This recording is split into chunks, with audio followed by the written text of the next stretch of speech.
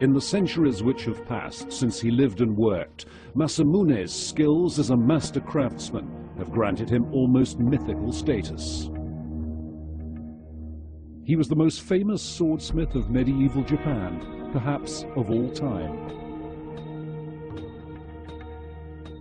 His skills are appreciated most of all by today's master sword makers, who know how much skill is required to produce the perfect blade. Can the centuries-old skills of Masamune be recreated today? By watching a sword take shape through each extraordinary stage of the forging process, we can reveal what made Masamune the supreme master.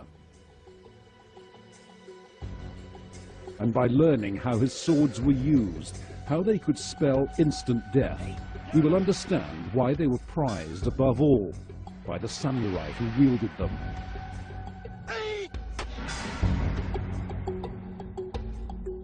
Masamune's Japan, in the late 13th century, was a land where fighting skills were of vital importance. Just across the Sea of Japan, a huge Mongol army was poised, ready to strike. The Mongols at that time, under Kublai Khan, had sent emissaries to Japan, demanding tribute, in fact. And the Japanese had treated them rather harshly, beheading several of them and sending their heads back. So, of course, the Mongols were not too happy with that. In 1274, the Mongols invaded, ravaging large areas of western Japan, before a storm, known ever since as the kamikaze, or divine wind, wrecked the invasion fleet and saved the nation. We can be certain that, along with all Japanese, Masamune would have offered thanks to the gods. I was born in a time of great conflict. When I was 11 years old, the barbarian invaders made their first attempt to conquer our sacred land. But with the help of divine wind, they were defeated.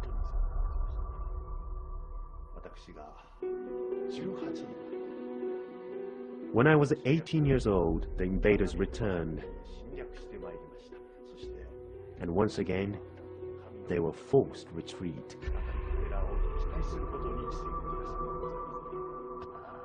But we could not be certain when they would try again.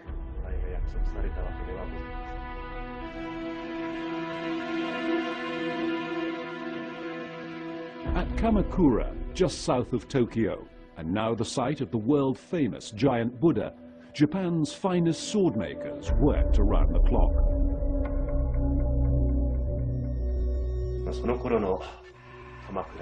At this time in Kamakura, the forges of the swordsmiths glowed day and night.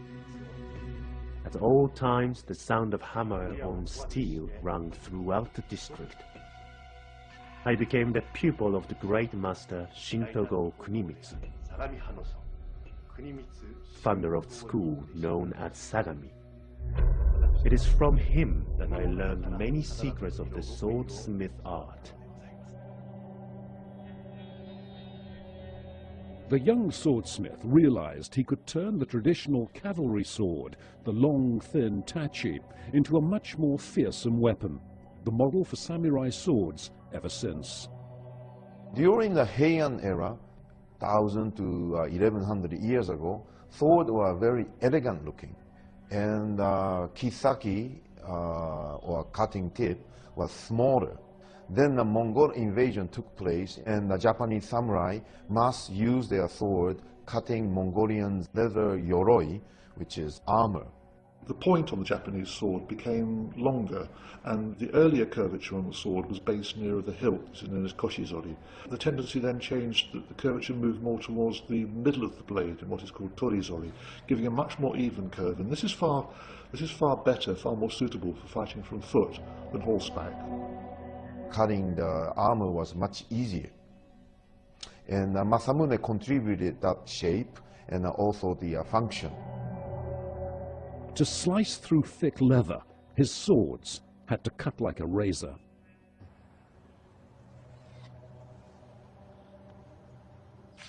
They still do, after a polishing and sharpening process lasting 10 days. But methods of testing that sharpness have changed radically. Tameshigiri, or test cutting, was performed on a live prisoner. And the prisoner was tied sometimes, or they were hanged by the hook. Then the body was cut by the sword. And there is a certain area, the body or the neck or a certain area was used for test cutting. The gruesome practice was governed by a set of strict rules. Manuals were published telling exactly how and where the cuts were to be made. Real tameshigiri is used on the live body. We are not allowed to do those barbarian acts. Therefore, we use a replacement.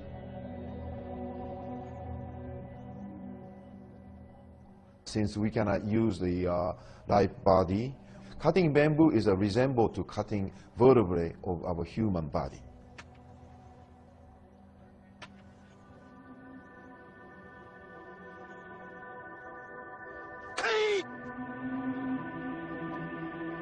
In order to cut the bamboo, you study long time to make a precision cut.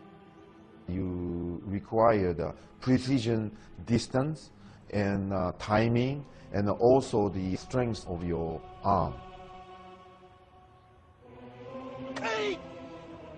It has to be fresh bamboo, green bamboo. This resembles to the flesh of the human.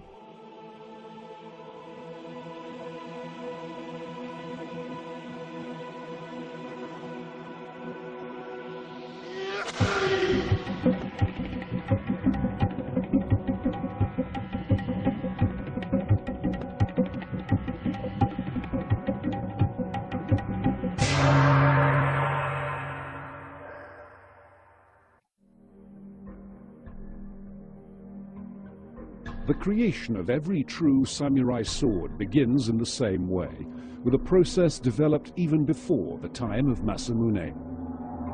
The method of smelting devised in ancient times has changed little over the centuries. The steel traditionally used for sword making is smelted from a black sand called satetsu, naturally eroded from iron ore-bearing rock and recovered from stream beds. Smelting takes place in a trough known as a tatara, built from clay, a new one for each smelting cycle, which lasts 5 whole days. Once the fire is lit, over a period of 72 hours, successive layers of oak and pine charcoal are mingled with the iron sand.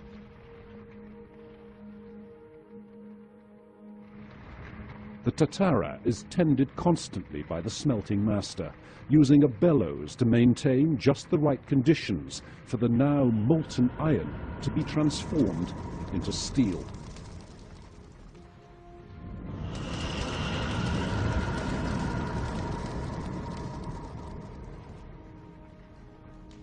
In temperatures reaching 1500 degrees centigrade, molecules from the charcoal combine with the molten iron to produce a carbon-rich and therefore very hard metal, the steel known as tamahagane.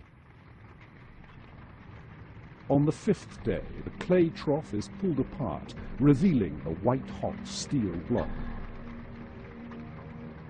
In each smelting, from 21 tons of ore and charcoal, roughly 1 ton of steel is produced. Once cooled, the block will be broken into fist-sized pieces, each enough to make a sword, though at this stage the metal is still riddled with impurities.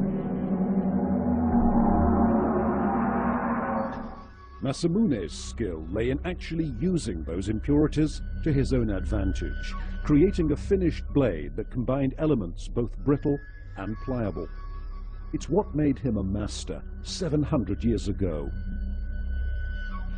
But who are the masters who follow in his footsteps today?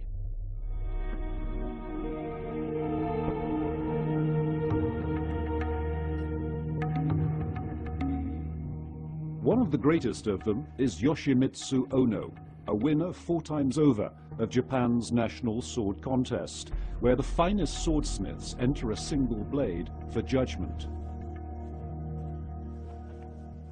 To be a swordsmith at all in Japan requires a government license, issued only after an apprenticeship of at least 5 years.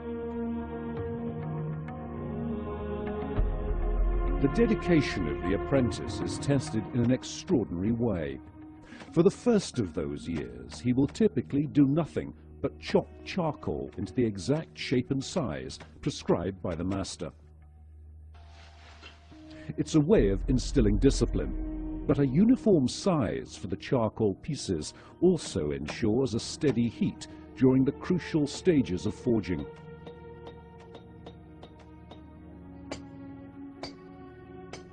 First, the master needs fire. He can make it almost by magic, as Masamune would have done. With the friction of rapid striking, the tip of this slender iron rod becomes red hot, enough to light a taper of rice paper and bring the forge to life.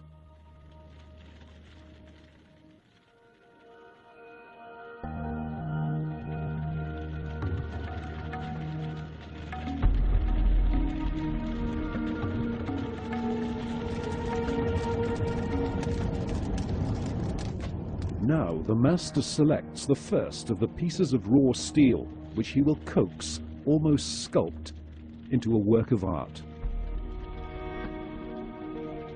The master controls the temperature of the furnace with a bellows, uniquely designed to blow air both on the inward and outward stroke, ensuring a steady heat. It's the master who dictates the whole complex process which is to follow, while a more senior apprentice wields the hammer according to his directions. The first stage of forging is designed to even out the distribution of carbon in the raw steel to produce a metal of uniform hardness. Once the steel has been hammered flat, it's quenched in water, and the brittle slab is broken into small pieces. What follows is like mixing the ingredients in a recipe, but since these ingredients are unyielding metal, it has to be achieved in a remarkable way. The master's experienced eye tells him how to mingle carbon-rich fragments with others in exactly the right proportion. Then follows something which really does look more like the work of a chef than a swordsmith. The pile of fragments is wrapped in wet paper. A little rice straw is sprinkled on top, before the whole package is doused with silicon clay. The wrapping and clay coating are there to bind the pile of fragments together, and also to prevent the metal itself from burning, as the furnace temperature is raised to around 1300 degrees centigrade. Masamune used no thermometer, and neither does the modern master. He knows by long experience just when his steel sandwich is ready to be hammered once again to fuse the layers together.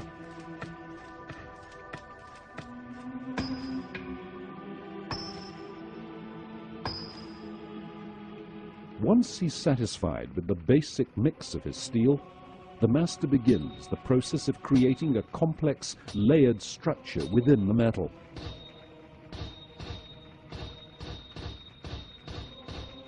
It's done by repeated flattening and folding.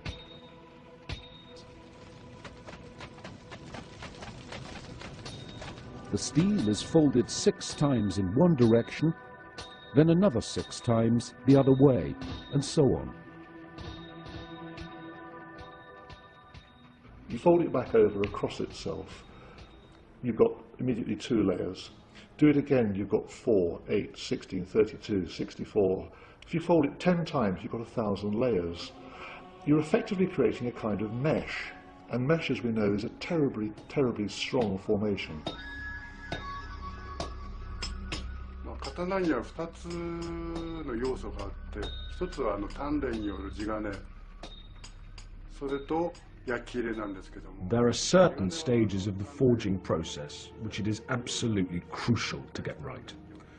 One of the most important of all is this layering of the steel. If this isn't done correctly, if at this point the metal is damaged, perhaps being cut in the wrong place, then the billet of steel is discarded. We'd have to start again.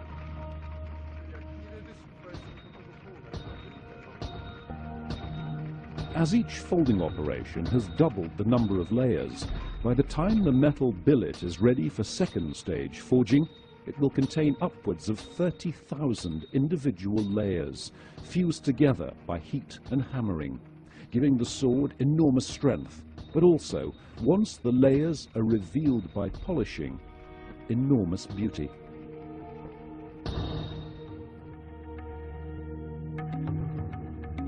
It's one of the ironies of the samurai sword that an object accorded such spiritual power, prized by the connoisseur, is essentially a tool for killing. If not now, then certainly in Masamune's time.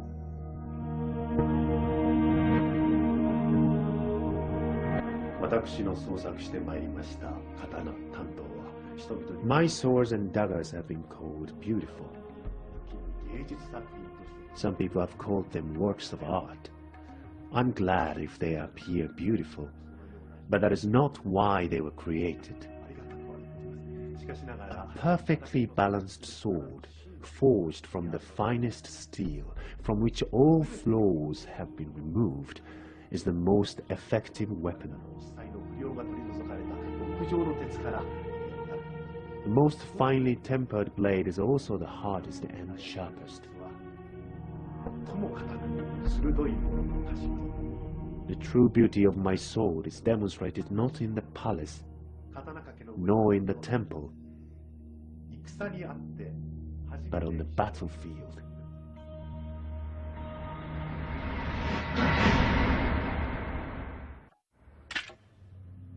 The most familiar samurai sword is the gracefully curved katana. They were often individually tailored to the height and strength of a customer.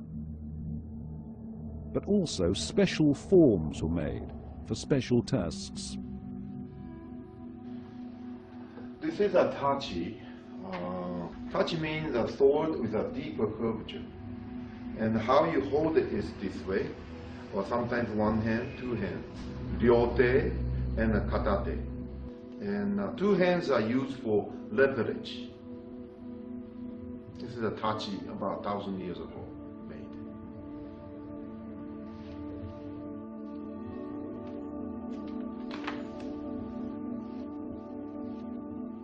This tachi was used by the cavalry soldier from the horseback riding. Now I want to show you the katana, which is a shorter and less curvature.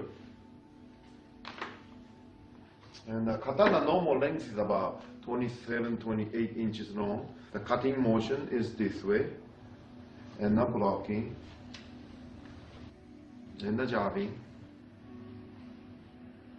And this was used foot soldier or samurai, since shorter and much easier to use.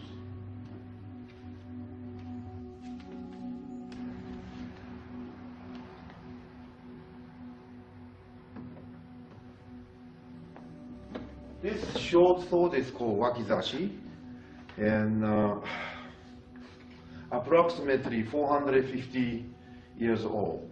And one side is a katakiri hazukuri, which has an edge, and the other side is a hirazukuri, flat made. Often used by the bandit and pirate. And the one hand is used often while he's shooting the Tanegashima musket gun or grabbing some object, much easier to use.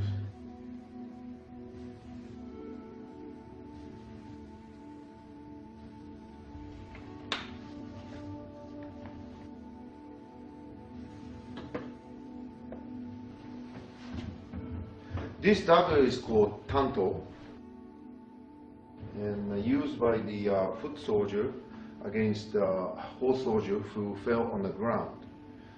First, todomewata is done, fatal stab, then followed by the decapitation. And sometimes this is used for harakiri, for the samurai himself. The tanto is a good weapon.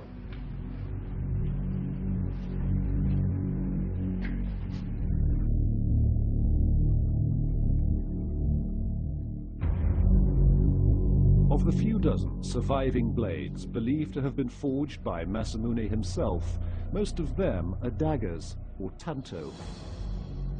This is one of them, a priceless treasure held at the Hayashibara Museum in Okayama.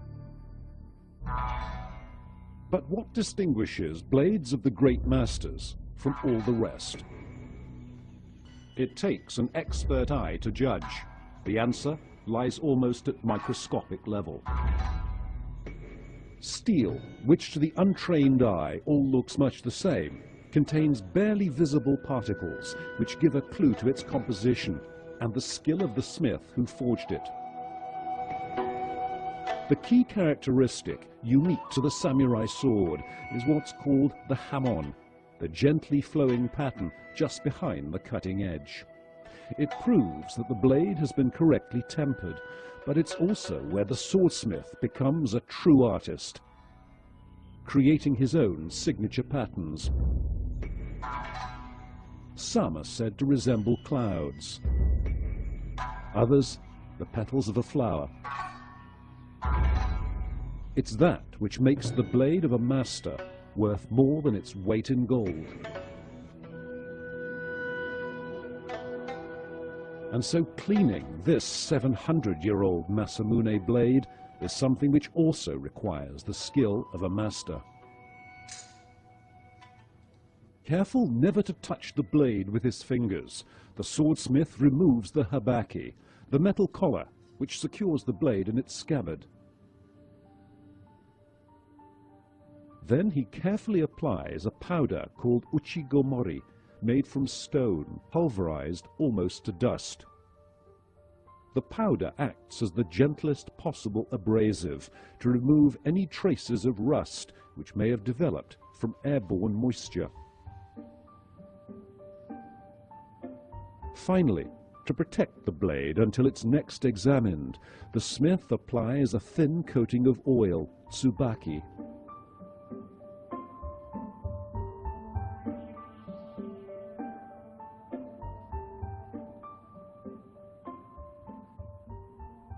The swordsmith treats the tanto not just with professional care, but a kind of reverence, a clue to the mystique surrounding the master, Masamune.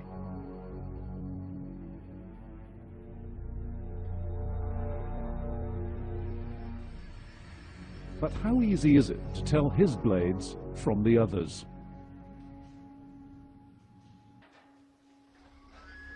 At London's Victoria and Albert Museum, they have a sword which may or may not be the work of the great master. It's been at the museum for almost a century. Masamune blades are nowadays hardly ever auctioned, its value, if it were, around £500,000. Although it bears Masamune's name, sword dealers and appraisers began faking his signature 3 centuries ago. I think sometimes you have to go with a gut reaction. And the more that I look at this blade, the more that I see that's going on there, the incredible beauty within the steel, the subtlety, the grain of the flat of the blade, what's happening within the hamon itself. It couldn't be made by anyone else than a real master, and the only real master at that time was in fact Masamune. So yes, I mean I would probably go out on a limb on this one to say that it's by Masamune, but I feel it is. Although the hamon created by Masamune have inspired almost poetic descriptions, they were put there for a reason. The broad hamon, the tempered edge, which is a hallmark of my blades, means that if the blade is damaged or chipped in combat, the sword can be reground. This would not be possible if the damage extended into the softer area of steel behind hamon. Here is an example where something that is considered beautiful, the broad hamon, is in fact a practical solution to solve the problem of restoring a damaged sword. The hamon is the clearest sign of the swordsmith's skill. Modern fakes like this one try to simulate the undulating tempering line, but it's the work of a machine, not a master. And the material is inferior metal used for the making of a car, automobile, something like that. The samurai demanded the very highest quality in a sword, because quite simply, in battle, his life depended on it.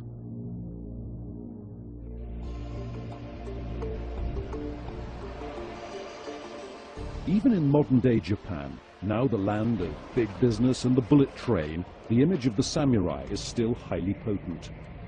Movies continue to celebrate these free-spirited warriors. A set of these 7 samurai models in a Tokyo store will cost you $1,000 US. Business leaders study the samurai code of discipline, loyalty, and courage.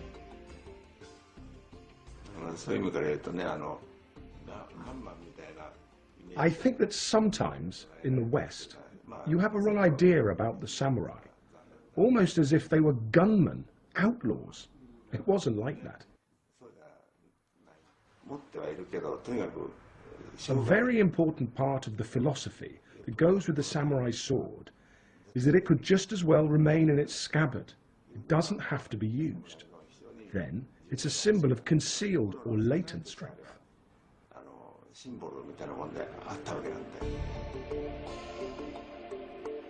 Samurai enjoyed a privileged status.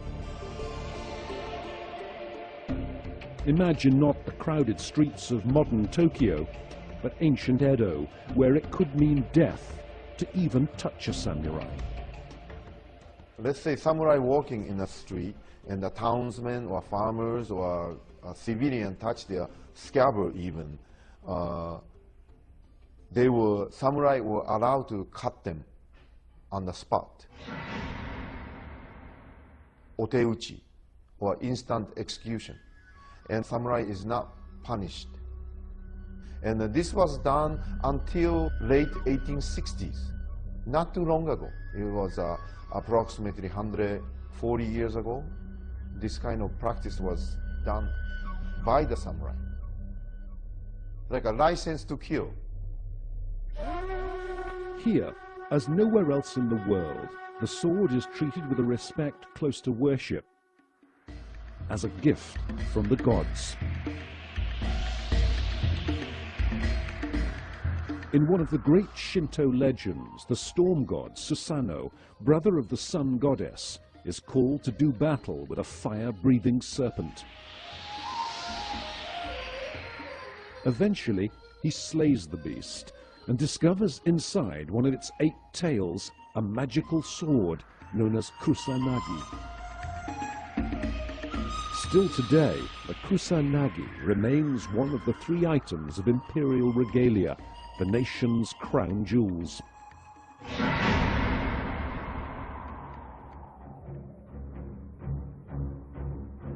The sword and the skills it takes to produce it have long been revered in Japan. Though within living memory, those skills came close to being wiped out.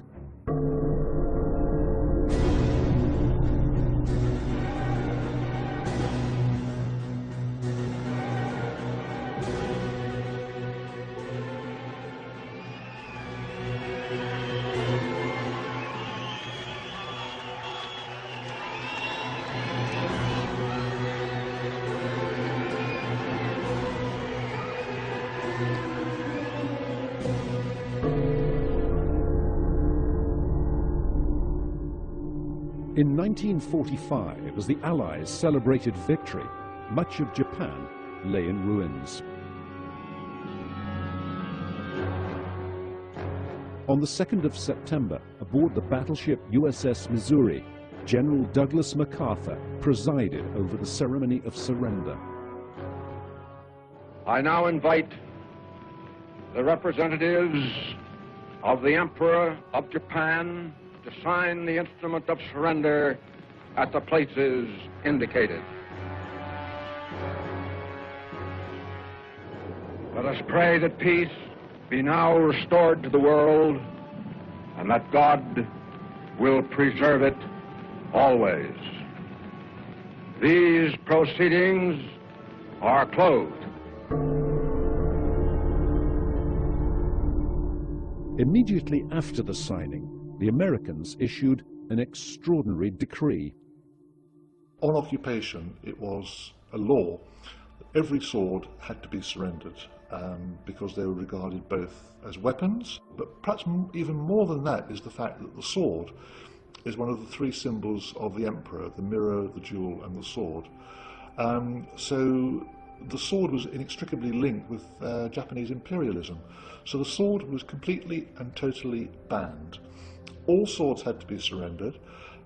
They were gathered up, they were taken away in trucks, they were taken away to be melted down into cutlery. Mitsubishi Company apparently had them taken away. I would also say that, of course, not all swords were surrendered as part of these edicts issued by the Americans. Many, many famous swords were locked away because people were aware of what happened to them. Post-war Japan turned its back on all things military. Sword making was banned until 1953, and after that only allowed with a strict limit on how many blades each smith can produce. By law, swordsmiths are limited to producing 2 swords per month. But you have to bear in mind that for every sword that I complete to the final polishing stage, I will discard probably 5 blades that have not turned out as well as I wished. The limit on sword production ensures that there can be no mass production, though it's difficult to see how the complex and lengthy process could be hurried. We saw how the smith turns his raw steel into a multi-layered block, but the unique composition of the samurai sword blade demands much more from the master.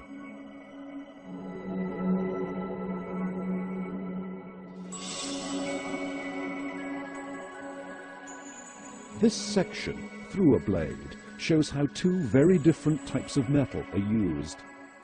The paler outer jacket is hard, carbon-rich steel, which can be sharpened like a razor. The dark inner core is softer metal to absorb the shock of impact, to prevent the blade snapping.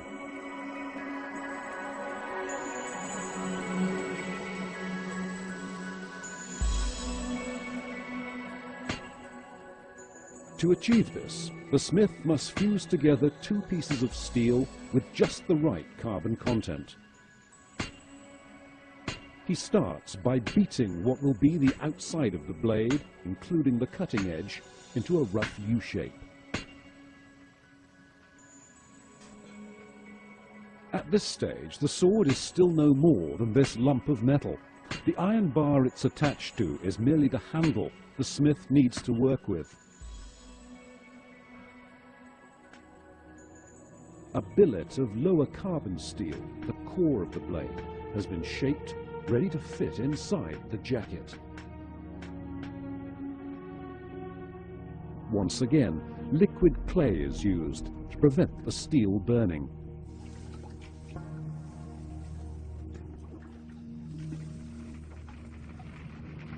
Now the composite bar is brought almost to white heat, and the master hammers the steel to fuse both elements together.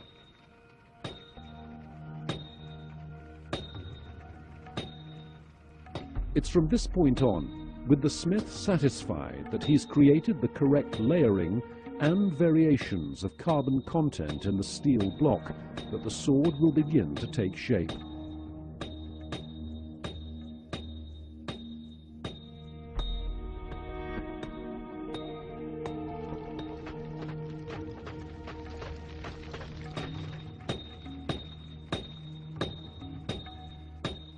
blade is drawn out to roughly the length that's required. And then the first crude cutting tip, the kisaki, will be marked out with a few swift blows with a chisel.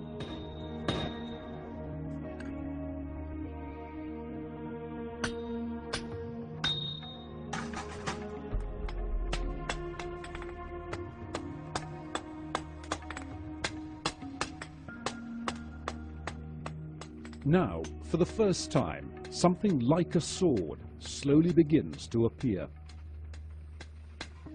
Blow by blow, the smith starts to flatten the steel bar, producing what will be the curved cutting edge. But he's careful not to make it too curved at this stage.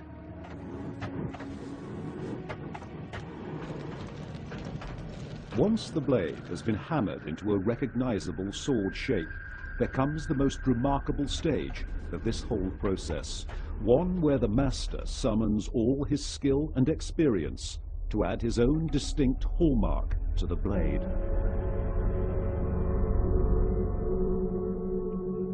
To create the ham-on pattern near the cutting edge, the smith needs to once again alter the crystalline structure within the steel. To do that, the blade is carefully painted with a mixture of liquid clay and charcoal powder. It's a highly delicate operation. The master needs the mixture to be slightly thicker in some places than others.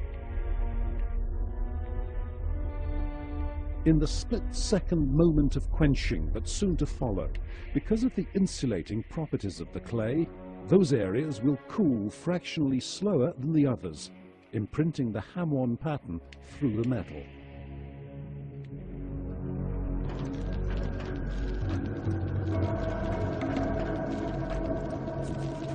This is the moment of truth, when the sword will be imparted both its look and its shape. Both the speed and the angle at which the sword is doused are critical.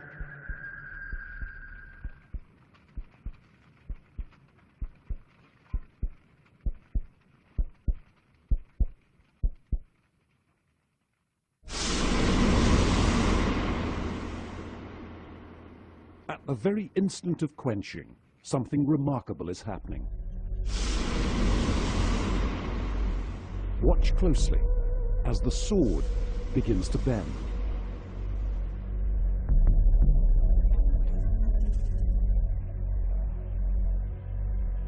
The hard and softer steels within have cooled at different speeds, causing internal tension, imparting exactly the curve the swordsmith was looking for. It's now almost ready to become a weapon in the hands of a master swordsman.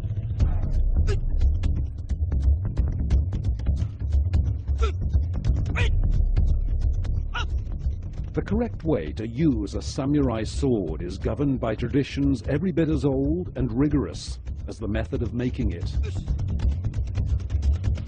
This is Ayado, the discipline of drawing, striking, and then sheathing the sword. What does it tell us about the mind of the samurai? Why is the sword always worn curved side uppermost? That's the cutting edge. If it's on top, the samurai can draw and strike in one swift action. And at the end of each exercise, why does the swordmaster make this strange flourish? It's not just for show. In battle, that's how the samurai would shake the blood from his blade. If you put the sword back into the scabbard with the blood on, you will have a rust inside. Rust is the worst enemy for the samurai sword.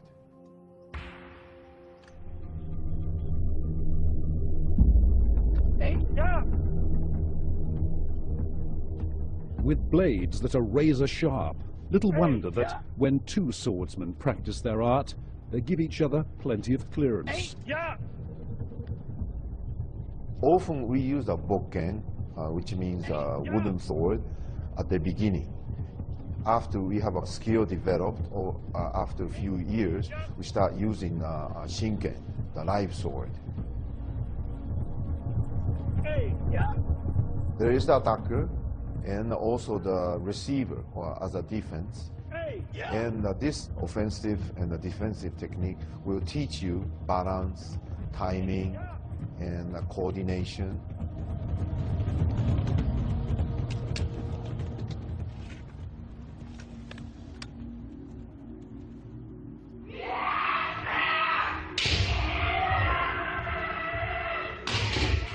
But there is something that offers some clue to the fury of samurai combat.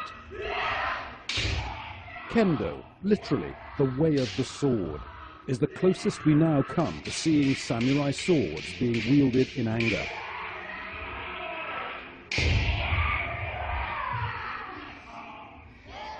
Instead of a blade, the combatants use a shinai, made from bamboo. And though it looks fast and furious, samurai combat training, kenjutsu, was even more arduous. Kendo and the kenjutsu are different. Kendo was established after the war, but kenjutsu exists before the war. Kendo is more like a sports-oriented. Many actual fighting methods were forbidden, plus the limited time was given to fight in the kendo. However, kenjutsu training, we don't have a time limit. There is no judge even. 1, 2, 3. And try to block. Try to do the same thing. Over your shoulder, over your shoulder. Clear it, clear, yeah, clear. Okay, do that. Katate uchi shuki chobuzugi to the face. Then the block into the side. Our kenjutsu style is very similar to the live sword used in the battlefield.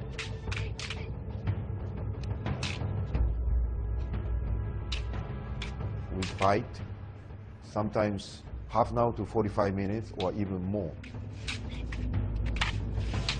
until one gives up from exhaustion.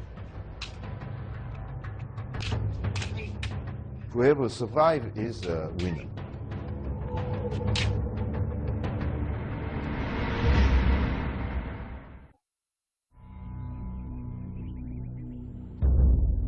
There's a final and critical stage in the process which has seen crude iron turned into a blade of the finest steel. It requires skills as old and highly valued as those of Masamune himself.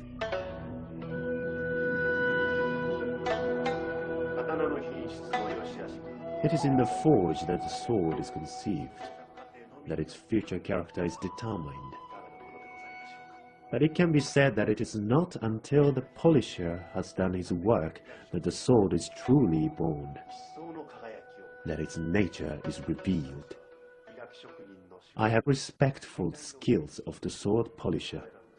He must understand just as well as I the potential of the steel, the hidden beauty which is there to be revealed.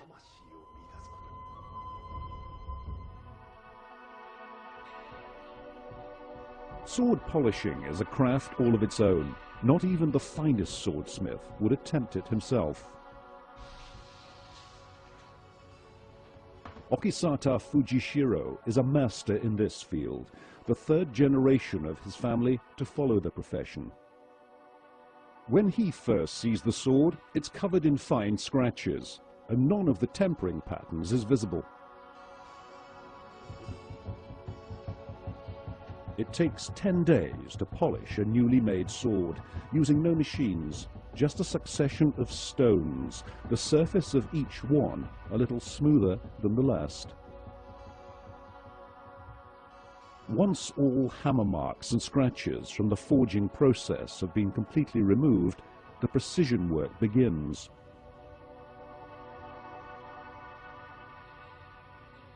For this, the polisher uses just the tiniest flakes of stone.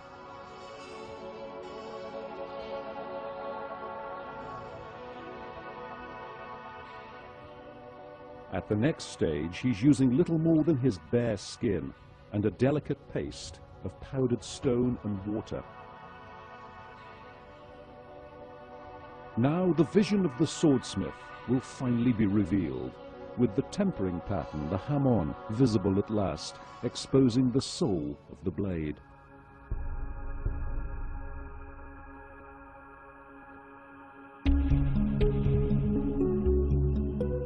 It's only when the blade is returned by the polisher that the swordsmith can inspect his own handiwork, can see whether the decisions he made in the darkened forge were the right ones. Swords from a master like Ono Yoshimitsu, purchased now by rich collectors or museums, can cost anything over $25,000. As one of the great modern masters, he says it's his duty to pass on his skills, teaching part of his time at a sword school. But even the teacher recognizes that neither he nor his pupils will ever quite match the genius of Masamune.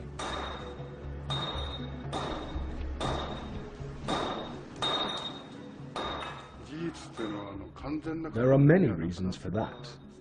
Masamune was working centuries ago, so we can't be exactly sure how he achieved what he did.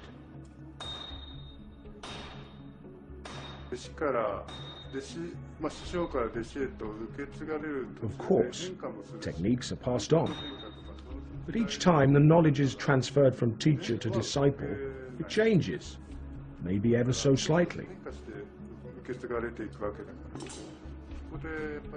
So we can never say for sure, this is how he did it.